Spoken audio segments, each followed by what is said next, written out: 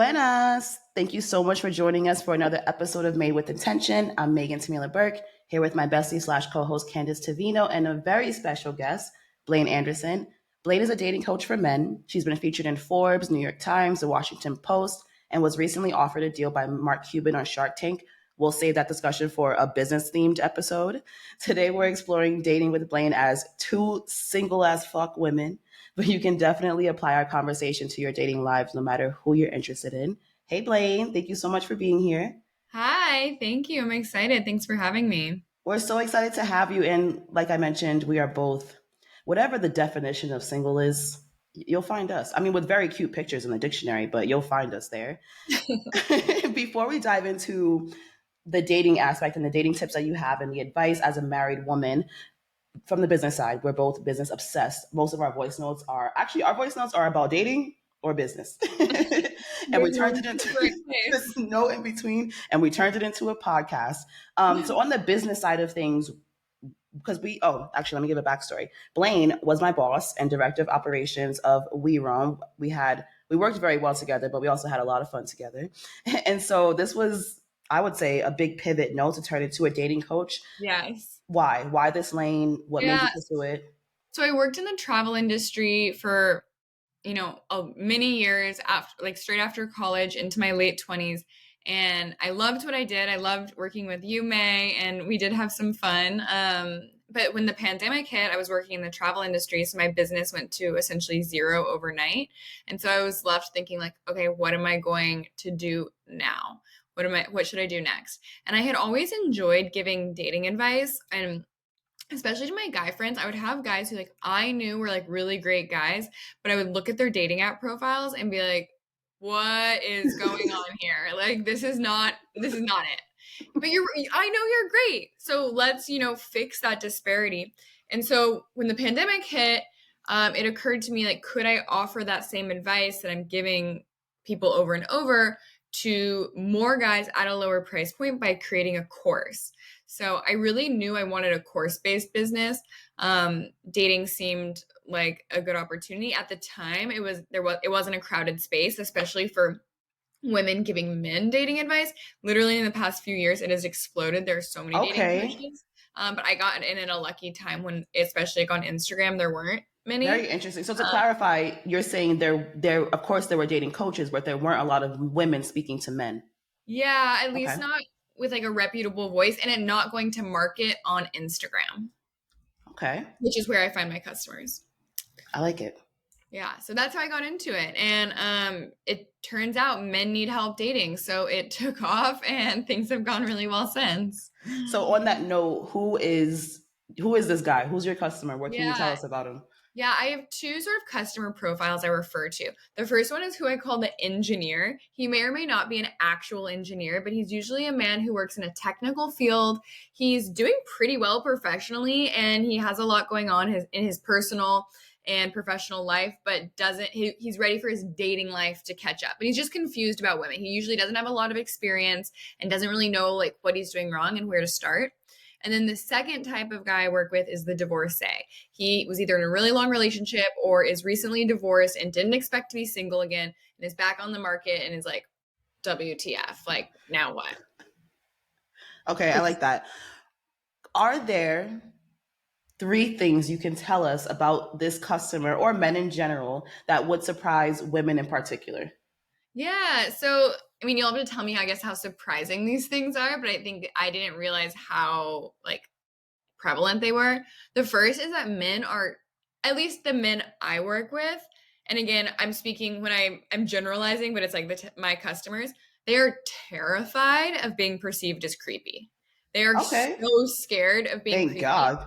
To the point where they don't interact with women and they don't approach women and they don't flirt because they're scared of being creepy. And it's usually not the guys who are worried about that who end up are the ones being creepy. It's the guys who that's not even on their mind that end up being the creeps. That part.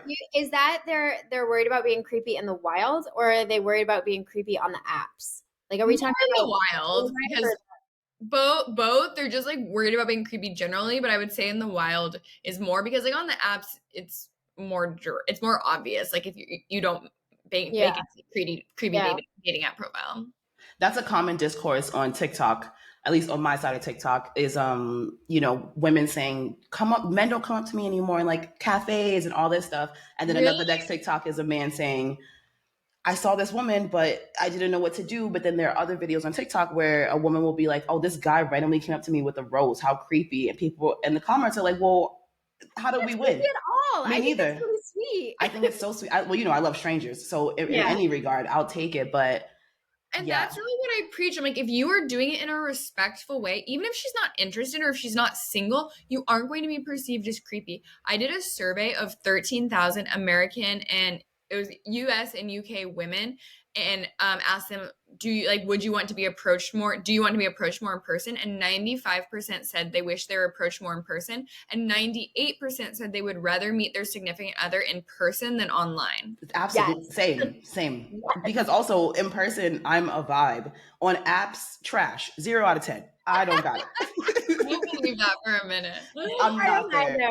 You are full of it. I don't believe that. I'll take a full 1, a 1 out of 10. I'm not there. I'm not Maegan. It's another person. But that is the problem with apps is you don't get to, you don't get someone's vibe. You don't get to see their swagger. It's just it's all about the photos, and guys especially are really bad at taking photos. Especially. And like you said, you don't get the vibe and the energy. And I'm obviously, you both know I'm very silly. And so I'll start with things like if you were a potato chip, what kind of potato chip would you be? So, some people love it. Some people are like unmatched, which is great. Let me know from the jump, right? What else? What else would surprise us about these men? A lot of guys want steady relationships. They aren't just going for hookups. They want the real deal and they want a partner. And I feel like, on if you're going off of TikTok, when we're like, oh, these playboys, these fuckboys, like whatever. But there's plenty of guys out there who are going to make amazing partners, amazing husbands, amazing fathers. You just have Where are these people? Prove it. I don't believe you. What is the age range that you're working with? Oh, great question. Yeah, so it's vast. As young as early 20s and as literally as late 60s. But my average client is like 32. Because he's like, okay, my friends are starting to get married. Oh no, I'm still single. I'm ready to focus on this problem a bit more. In that regard, do you feel like for the men who are in that energy of I'm ready, do you feel, which it's fine either way, do you feel that it's self-motivated or it's because of that pressure from the external pressure? Yeah. Both, but I would say the majority who come to me are self-motivated. If you're willing to pay a dating coach and put in that financial investment and effort, then it's really because you want results. Although I definitely have people who are like, my parents are I'm so sick of my friends or my family asking when I'm going to bring a partner home. Oh, wow. What else will surprise us about them? Let's see. I only wrote down 2, so let me think of a third on the fly. You fit our vibe. It's not so much that they're dumb, they're just really bad at understanding women. I work with some really smart guys. I would almost say the smarter the guy, the worse he is at dating. Yeah, entirely. Everything. He's writing this really long, in-depth text. I'm just do less. Do less, my friend. Which sucks because that's the guy for me. Send me the nerds. Mm-hmm. The creepy, not creepy, excuse me, the awkward ones.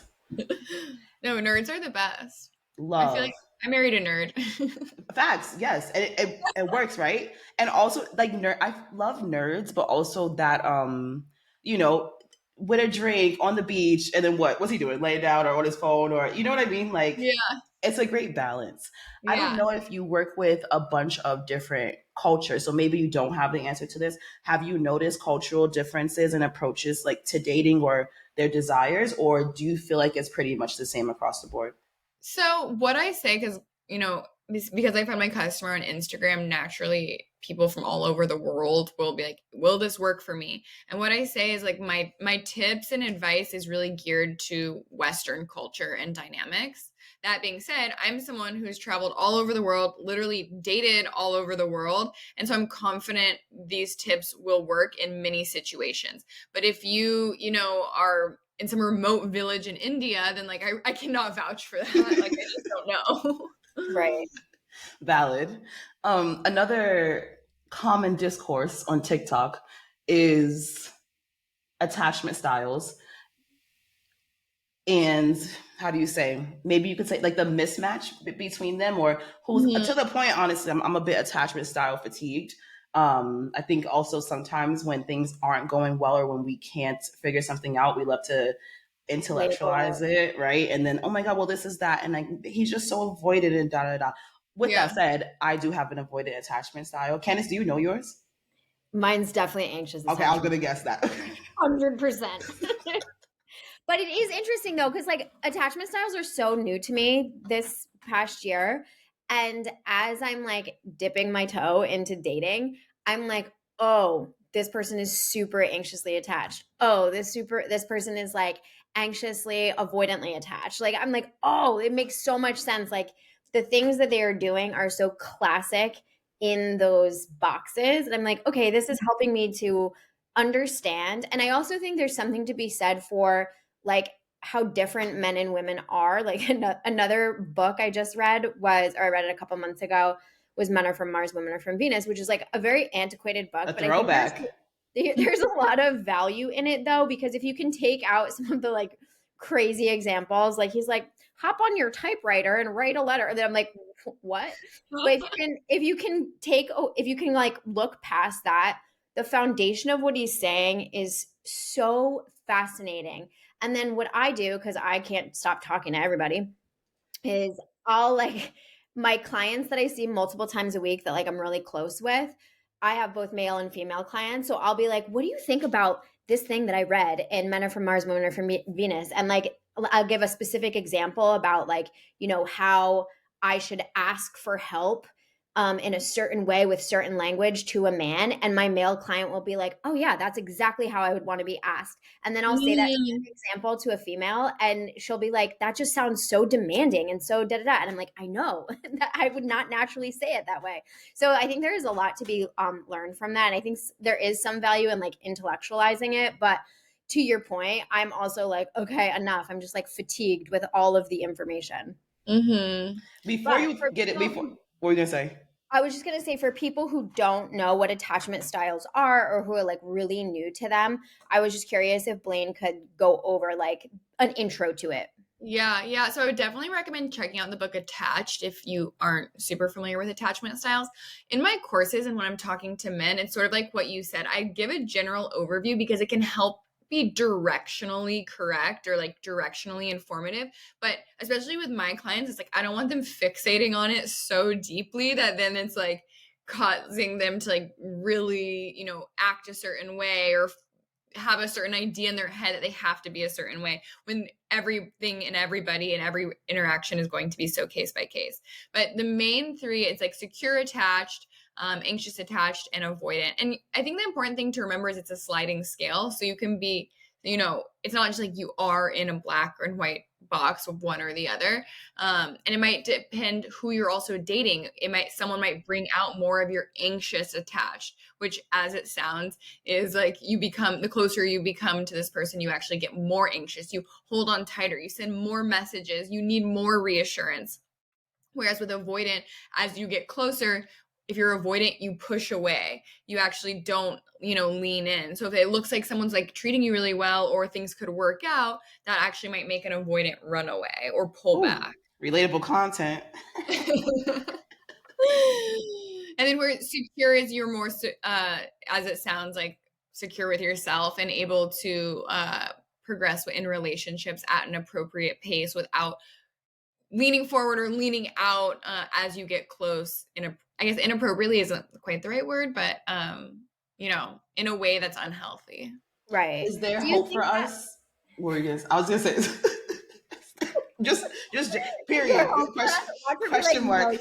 you guys are fucked. There's nothing else So after my that. question is going to be, do you think that, okay, so I love that you said that there's like a scale to it, right? Mhm. So if you know that you're, because I feel like I'm so solid. And then I had this like one instance where I was like, oh boy, I'm like super anxiously attached, but I know I'm not really that person. So it's interesting that you say like a certain person can bring out more of that in you. I think Yeah. that's really interesting.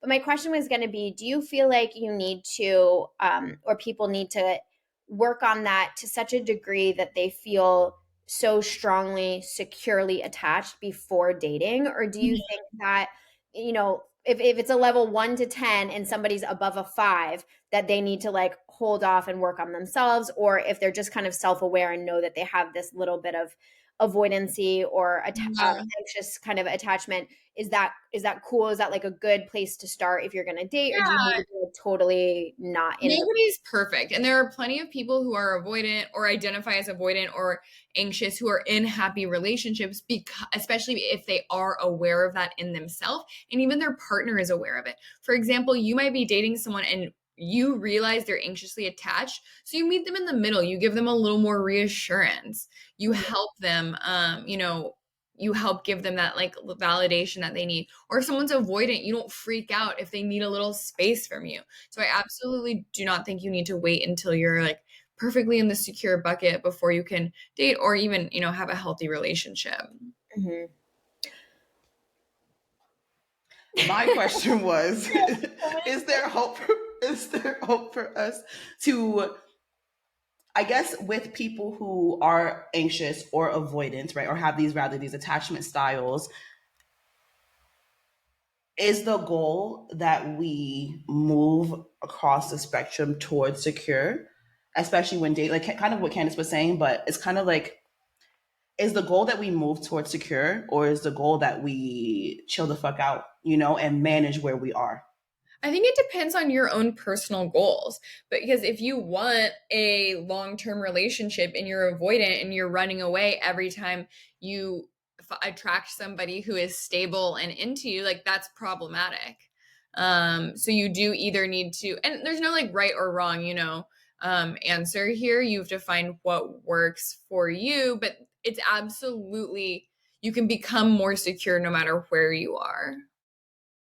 And I think the more secure you are, the easier it will be to attract another secure person and to keep the relationship together. Real, recognize real. Makes sense. All right, we're Anything gonna else take we a should quick. know? Oh, sorry.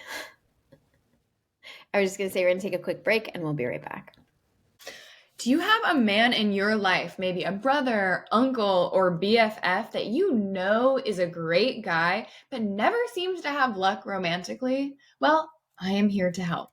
I have a variety of courses that range from how to meet a woman in person to how to get better matches online and text a woman to executing on first or 40th dates that will help the man in your life bring home a woman that you approve of. So if that sounds like something someone you know could benefit from, send them my Instagram, send them my website, and I would be thrilled to help. I have a variety of courses at a variety of price points.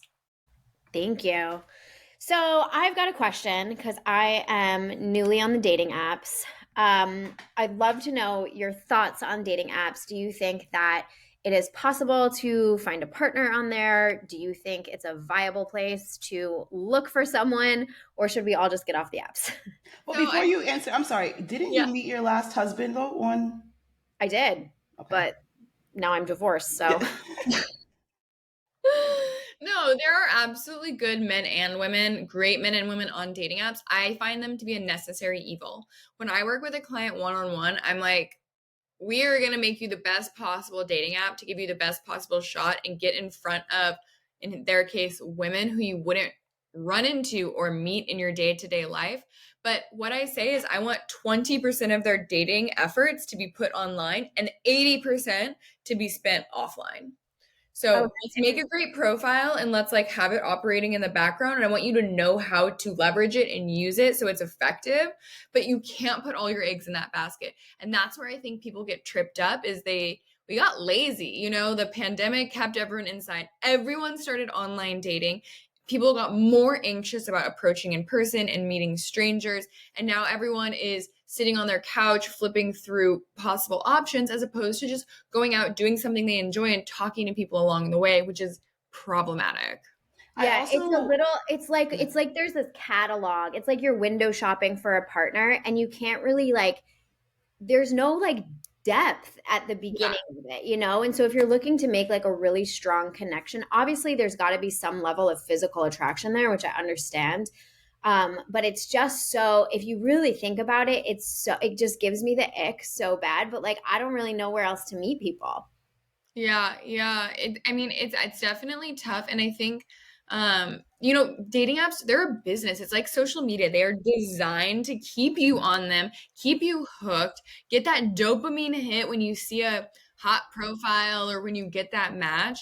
So it's unrealistic to expect, in my opinion, that your brain can override that. So what I say is set really strict guidelines and boundaries for yourself with how you online date. And then get out of your house, start, you know, approaching, start talking to people, start meeting people, just do more things socially that you enjoy and you'll naturally meet more people. It's like how Candace said, there's this catalog, right? I find with a lot of people, it feels like it's the instant gratification or that there's always something better, right? So it's like, Yeah, yeah. there's always another one. And, you know, With I social live media in, too. with social media, this is the parasocial relationship as well. And I live in Medellin, a capital of beautiful women and known for its very legal prostitution. And that's literally what I see here is the men who I have a guy friend here he's 30, he just turned 30. He's like, I want to lock someone down. I want a girlfriend. I want to stay in the house. And then a woman walks by and he doesn't know what to do with himself. And literally today we went for lunch. We're walking home. He's salivating. I said, close your mouth. And so I don't know how if it's the same for women. To be honest, I would have to ask myself that question. But I know with my guy friends, I have observed that they kind of approach things. There's always something more. There's you know, Yeah, one more scroll, one more TikTok before bed, right? yeah. Oh, TikTok danger. I think it's slightly different for women. What I see, because women and men, I think, have very different challenges online dating as well. Women, It was the just peace to sign. For women, it's often that they have a lot of matches and it's hard to tell good from bad. It's like, okay, I have these matches, but I don't know who's going to send me a dick pic later and who is going to like, actually be a nice guy on a date.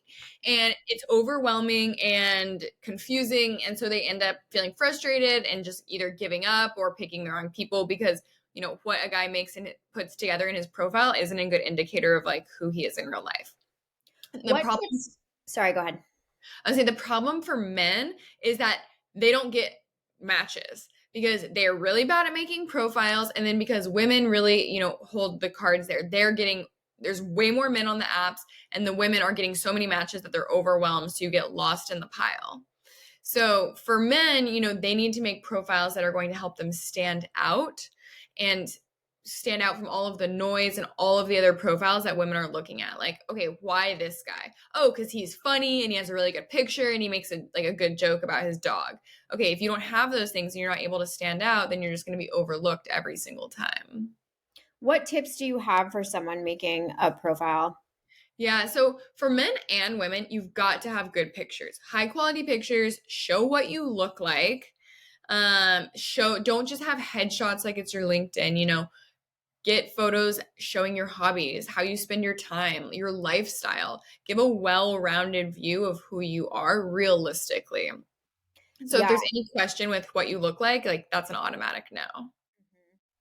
And then for women, you know, I actually encourage women to have some sort of qualifier that is going to help weed out guys that they aren't going to be compatible with anyway. Like May, you said you asked like about the chip, like you could put that in your profile and guys who are like, "What? That's a stupid question." Like, great, they're not going to get along with you anyway, so better to have them out of the lineup. My qualifier is what is it? On Hinge there's it's like don't ask me out if or something like that. And mine Yeah. is first drink is on me if or first drink is on me when. And mine is something along the lines of the first drink is never on me.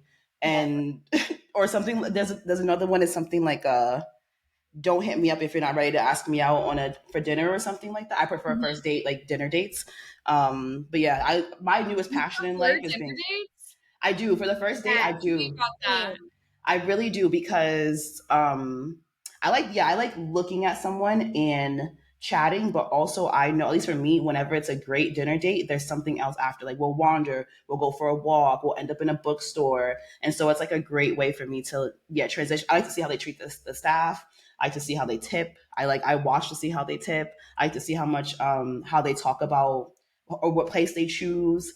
Sometimes with men, if if you order another drink, I've seen guys be like, "Oh, another one." Things like that, I like to watch because my qualifier is money, and not just in the sense of like how much money you have. I like to see how much money you're willing to invest in me, just because from the men that I've encountered, I find that they're how they spend their money is important to them, and how generous they are is important to me. How they are with that resource.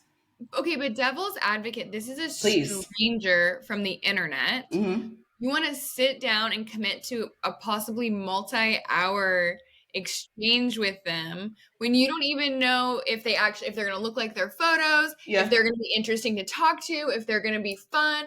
Why not do a vibe check, like get drinks the first date, and then if you like, then go on to dinner if you like each other, or go to dinner another time. I could do coffee, but I don't think that I would do drinks just because I don't want to start it off on the setting that we are drinking. Or obviously I drink. I love, I'm drinking right now. It's a Friday, I'm drinking a little martini, but I don't want liquor, or rather alcohol, to be the foundation of our time together. You know what I Uh-huh. mean? Like I have a rule that like when I first have sex with a man, I need to be entirely sober. Mm-hmm. So it's that. It's like even though it loosens them up, I don't. Yeah. Okay, maybe Yeah, not drinks, but something but lightweight, coffee. I could do like coffee.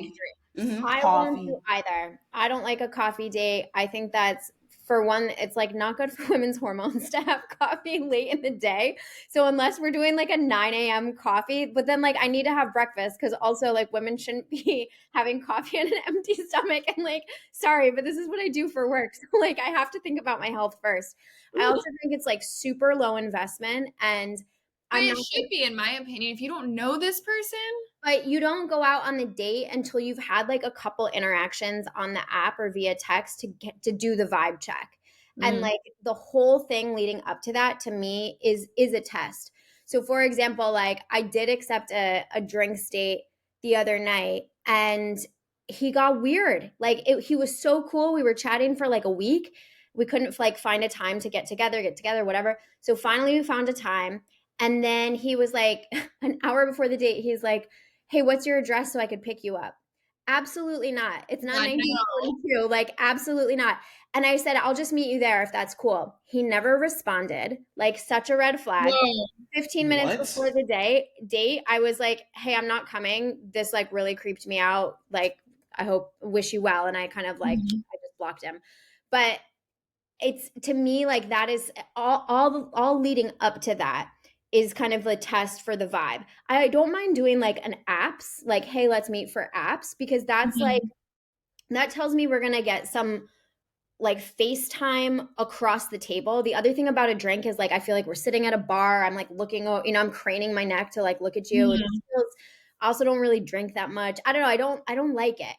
Mhm. Apps I like if you're nervous about like investing too much time. But honestly, like I'm a great dinner date. So fucking buy Yeah, me. but I get it because Blaine though is a coach for men, and at Right. the end of the day, it's a numbers game, no. And so if you can not, you can easily knock out 5 coffee dates in a week more than you can 5 dinner dates. And I Okay. think from the perspective of being efficient and the fact that it is a numbers game, I Yeah, get and it. but it's really even, yes, I agree with the efficient and that it is a numbers game, but it's even more from just the perspective of like, even for me, like I didn't, when I was single, I didn't want to like commit to dinner because like there's some guys who I can have a great text conversation with, but I get there and it's like it's just not, I just don't like you romantically, and I don't really need to like sit and have this like full dinner with you. I'm just like ready to move on with my life. But I So think you could say that though, Yeah, because I'll I've leave. done that as well. Like I've I've done sat that down too. and before the order even came, I said like, I am so sorry. I'm just not feeling this, and Same. I think we should go. And he was like, okay, cool. Like it's fine. I have no problem saying. I think that's why I feel okay with the dinner date is because I'm the same. I have no problem speaking up and with tact, obviously, and with kindness.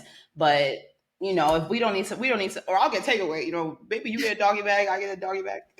Dinner dates are so easy because there's so much to talk about. We're going to talk about the vibe. We're going to talk about the menu. What are you going to get? What do you like? Are you an olives person? Do you hate olives? But like, if we're just getting coffee, what are we talking about? Anything else like about your life, who you are, where you grew up. Like if you're it's like 30 minutes. I can find anything to talk about with anyone for 30 minutes, but like a couple hours, I just don't want to commit to. It feels like such an interview to me. Yeah, I can't. That's on my. Okay, noted. So then for us, aside from then the dinner date, what would you recommend to be more, or rather less committal?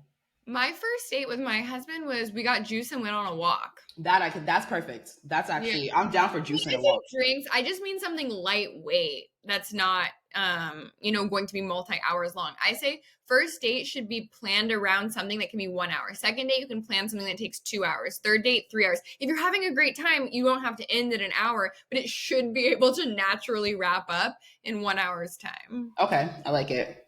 So that's kind of my guideline. I like it. Smoothies. Before we wrap up the conversation though about the apps, are there apps that you recommend the most, like more than others? All of the main, like the ones that are the most popular have the most people on them, and that's really what you need in an app. Okay. So there are some, like the Bumble, the Hinge, the Tinder. There are apps that are more specific that are catered to specific religions or specific races. And if that's something that's really important to you, like I only will date Jewish people, then JSwipe or JDate is a good option for you because it's going to weed out the noise. But if you're open to, more broad specifications, and I just say stick to the main ones, and then you just have to figure out what ones work in your city, because I live in Austin where Bumble is based, so Bumble's a pretty good one, but then I've talked to people in Seattle who say Bumble's awful and it's Hinge. So just like you have to experiment and see where the masses are in your area. Here it's Tinder, which abroad I feel like it often is. Always, and it's tough because for us, at least, I think it has a reputation, no? And here, it doesn't, I definitely have realized it doesn't have the same reputation. That's obviously very heavy. And again, also, there's heavy prostitution. What is the reputation? I'm not on Tinder. What is the reputation? It's a hookup app. It's like, less, a lot of it is we don't even need it. We don't need dinner. We don't need drinks. We need to order some condoms and you meet me here. That's our order. Meet me at CVS.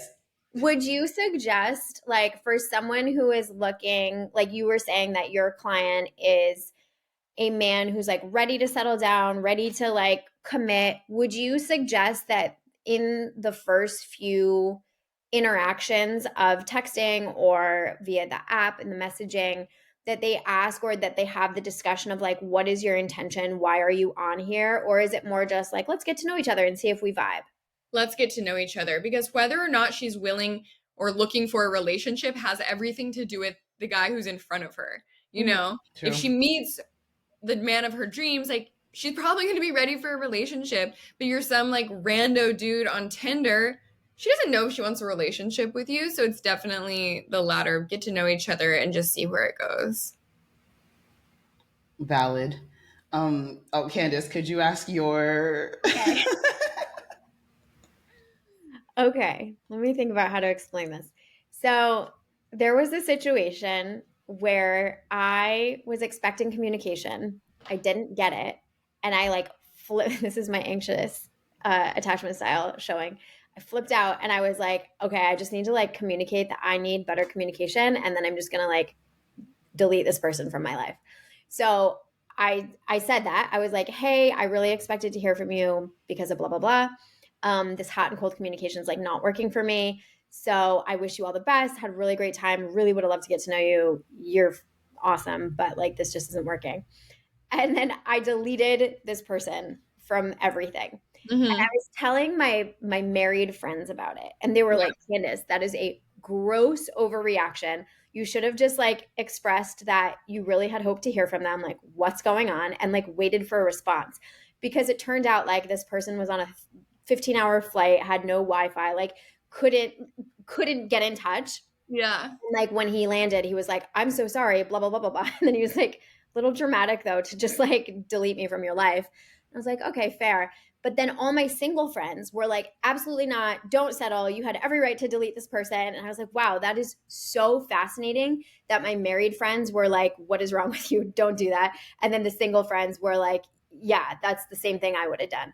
So my question is, maybe that's why they're single, because they're like cutting off everybody. well, yeah. So it's in, well, so, but they frame, like the single people are framing it as like, don't settle. The married people, and this was my follow up question to my married people.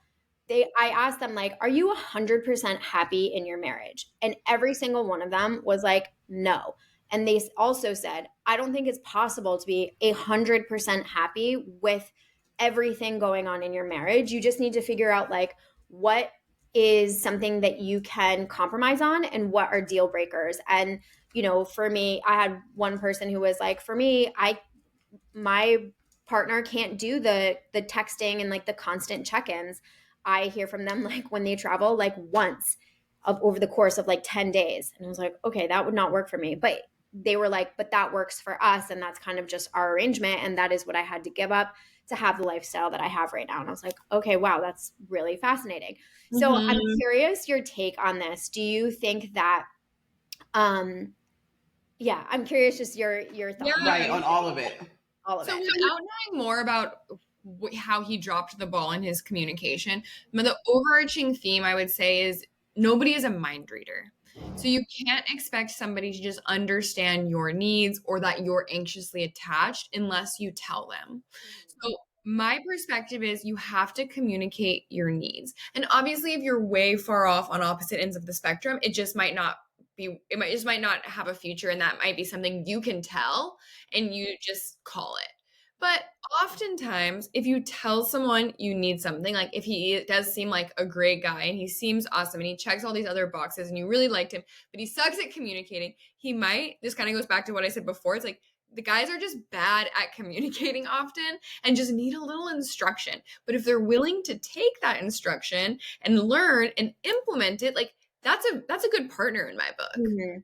Nobody's perfect, especially out of the gate.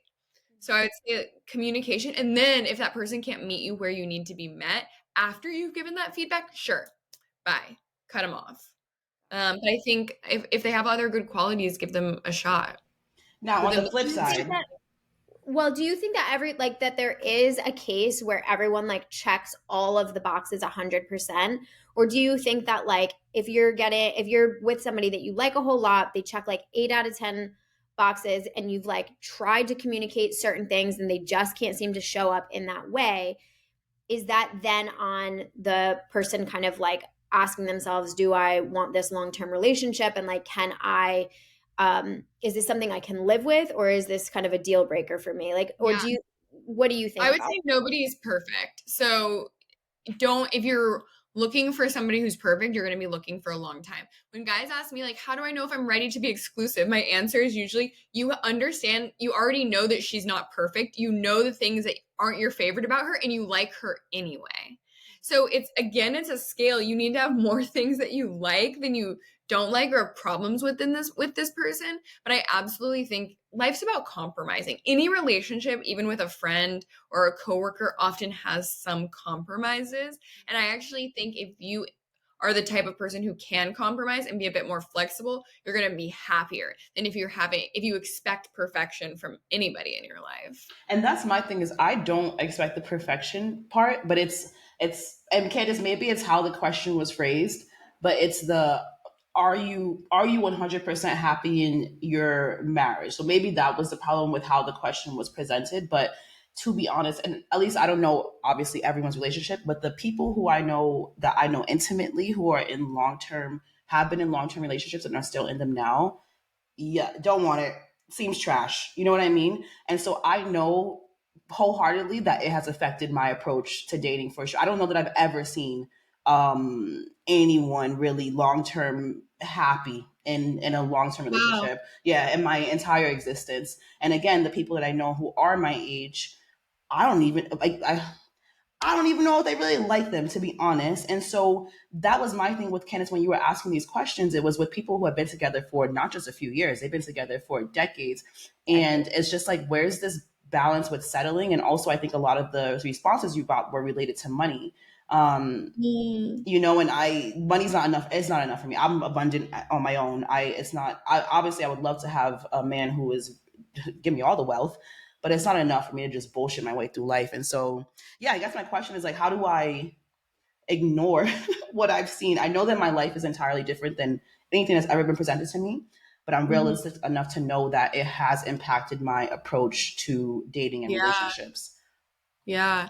Well, that's interesting because for me, when you were describing, like, I've never seen someone who's had a loving, like, long-term relationship that works. Like, the first people I thought about when you said that is, oh, my parents. Right. Like, if I could have my parents' relationship in 35 years, I would be thrilled. Right. Like, they have, so for me, I was approaching dating with like, oh, that's possible and that's what I want. Which is a blessing and a privilege, honestly. And I think it's uncommon too. Very much so.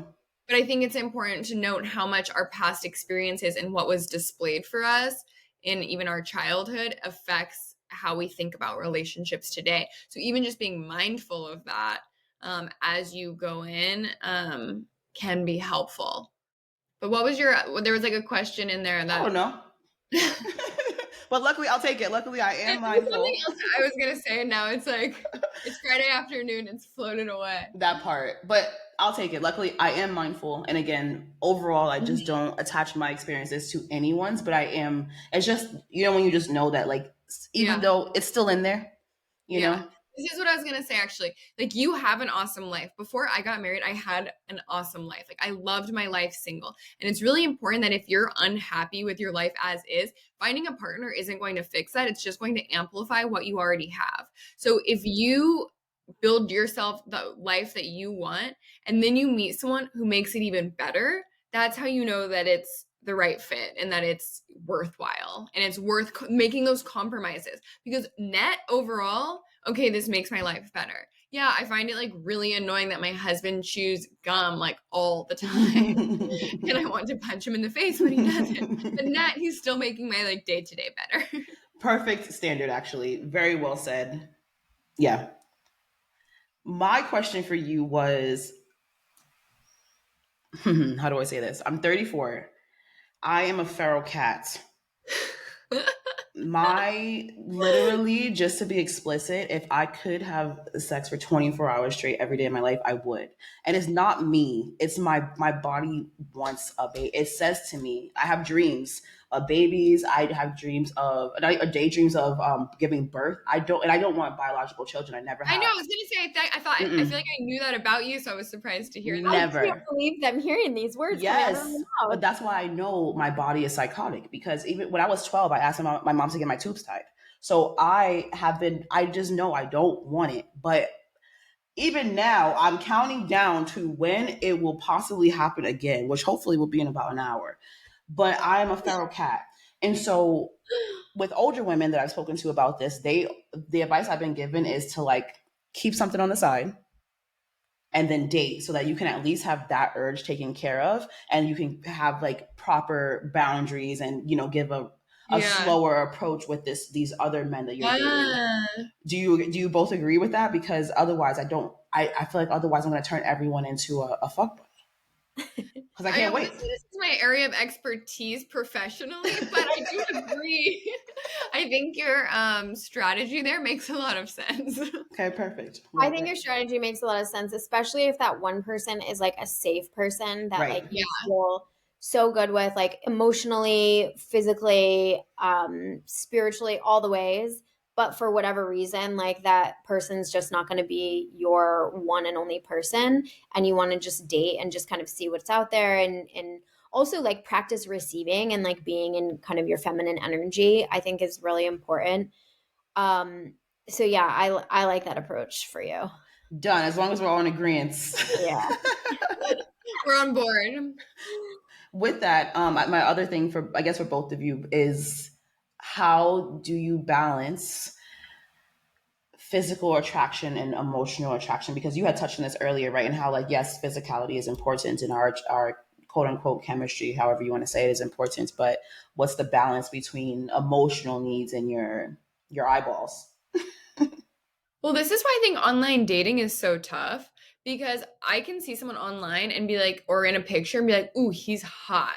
And then I meet him and he says something, and it's not even like what he says, it's like the way he says it, his voice, how he carries himself, whatever. And I'm like, ooh, like I am in no way attracted to you. And then vice versa. Like I truly don't think I would have swiped yes on my husband on a dating app. But when I met him in person, he approached me and I was like, oh, who's this guy? Like he just boldly approached me, talked to me.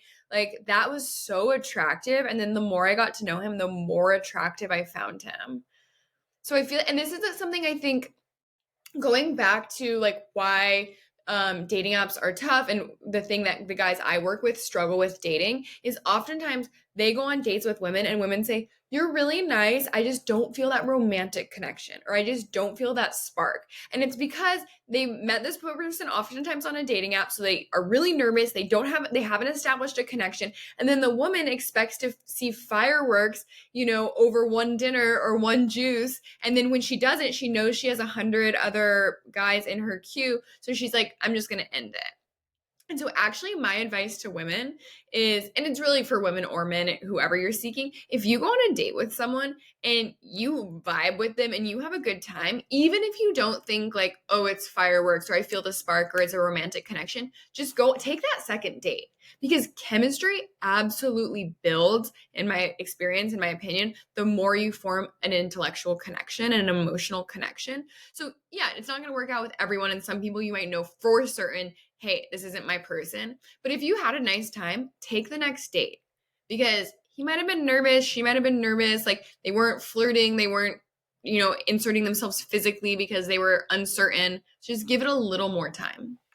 The most common piece of advice I've been given in regards to dating my entire life is that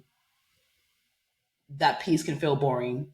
And actually when it's your quote unquote your person, there probably actually won't be fireworks and there won't be those sparks because you feel I you're feel like calm. fireworks are such a red flag in a sense, because I mean it like it's so exciting and it feels so good, but oftentimes it's like the beginning of this emotional roller coaster where it's just like, ugh, I don't know which way is up, you know what I mean?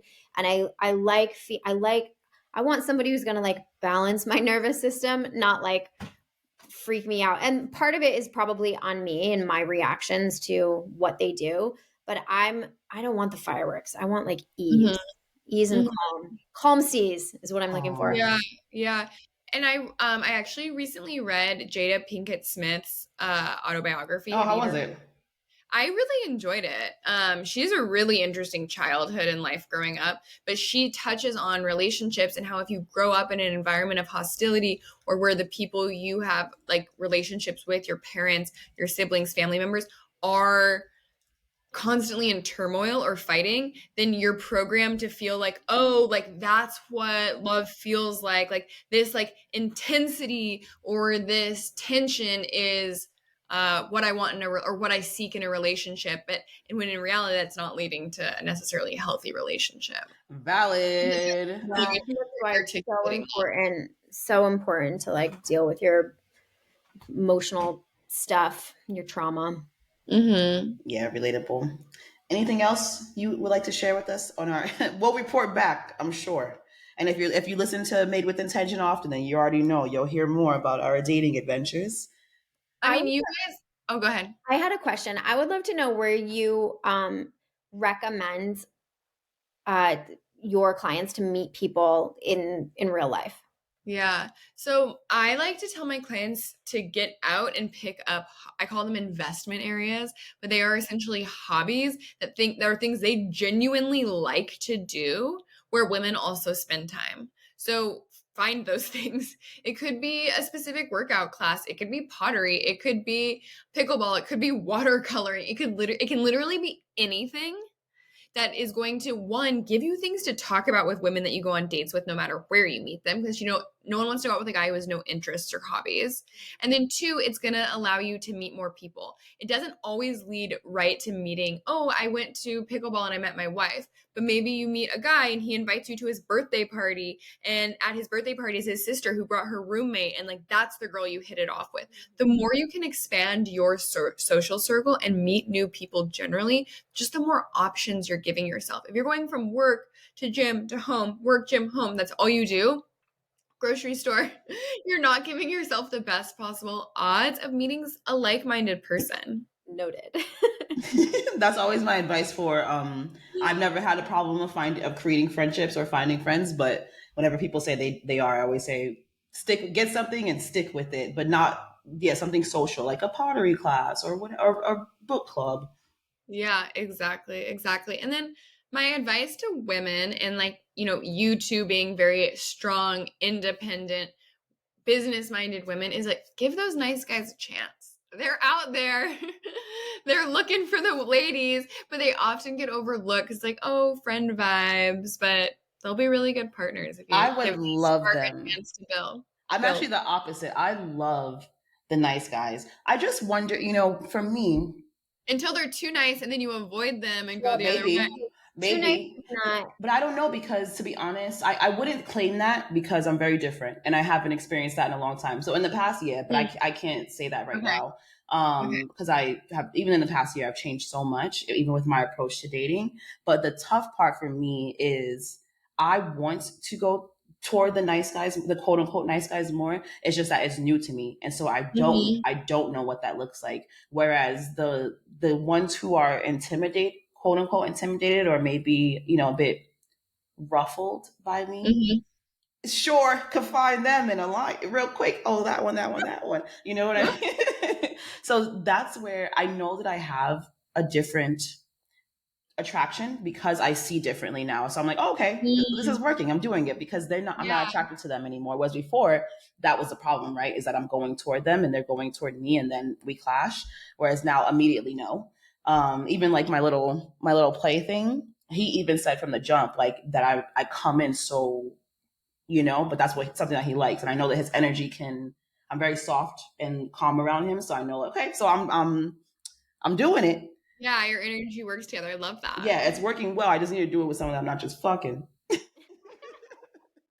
I think it's so important too that like I wish there was more of a conversation around like male and female energies and like what that really means, because I think the thing with like the nice guys finish last, it's not so much that they're nice that's like the turn off, because it's not if anything it's a turn on. Like I love a nice, genuinely like good human, but sometimes niceness reads as like playing small and Mhm.